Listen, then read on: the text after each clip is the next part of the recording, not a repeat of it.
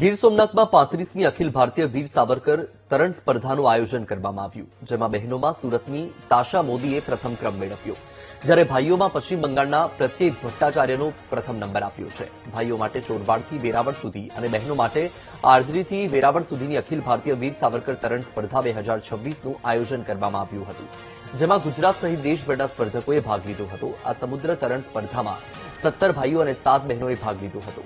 આર્દ્રીથી વેરાવળ સુધીની મહિલાઓ માટેની સમુદ્ર તરણ સ્પર્ધામાં પ્રથમ નંબરે સુરતની તાશા મોદી આવી હતી, જેણે 4 કલાકની અંદર 16 નોટિકલ માઇલ્સ સમુદ્રમાં તરીને પ્રથમ ક્રમ મેળવ્યો હતો, જ્યારે બીજા નંબરે મહારાષ્ટ્રની અનુજા અને ત્રીજા નંબરે કર્ણાટકની ટી વિનયશ્રી આવી હતી. मैंने फर्स्ट टाइम जब किया था तब मेरा फर्स्ट पोजीशन आई थी, जब दूसरी बार किया था तब सेकंड पोजीशन आई थी और इस बार मेरा फिर से फर्स्ट पोजीशन आई है.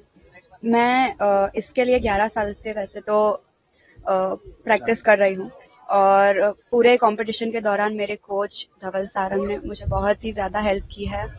ऑल्सो यहाँ का जो मैनेजमेंट है that is cultural youth department, वो भी बहुत ज़्यादा सपोर्टिव है और मैं उसे भी थैंक करना मतलब धन्यवाद कहना चाहूँगी कि उन्होंने ये कंपटीशन ऑर्गेनाइज की, और गवर्नमेंट को भी मैं थैंक यू कहना चाहूँगी.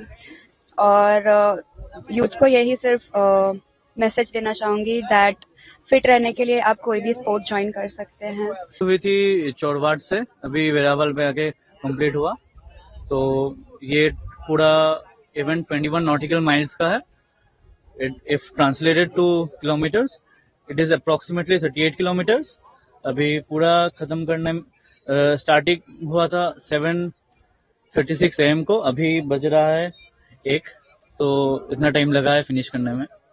35મી વીર સાવરકર અખિલ ભારત સમુદ્ર તરણ સ્પર્ધાનું આયોજન કરવામાં આવેલ હતું. આ સ્પર્ધામાં અલગ અલગ રાજ્યમાંથી 7 બહેનો અને 17 ભાઈઓ, કુલ મળીને 24 સ્પર્ધકોએ ભાગ લીધેલો હતો. ભાઈઓની સ્પર્ધા ચોરવાડથી શરૂ કરવામાં આવી હતી અને બહેનોની સ્પર્ધા આદરીથી શરૂ કરવામાં આવી હતી. બહેનોની સ્પર્ધાની અંદર પ્રથમ નંબરે ગુજરાતની દીકરી તાશા મોદી, બીજા નંબર ઉપર અનુજા ઉગલે મહારાષ્ટ્રથી અને 3 નંબર ઉપર કર્ણાટકની દીકરી ટી વિનયશ્રી આજરોજ વિજેતા બનેલ છે. ભાઈઓની સ્પર્ધાની અંદર પશ્ચિમ બંગાળનો વિદ્યાર્થી ખેલાડી પ્રત્યય ભટ્ટાચાર્ય, જે ગયા વર્ષે પણ ચેમ્પિયન હતો અને આ વર્ષે પણ એ પ્રથમ ક્રમાંક પ્રાપ્ત કરેલ છે.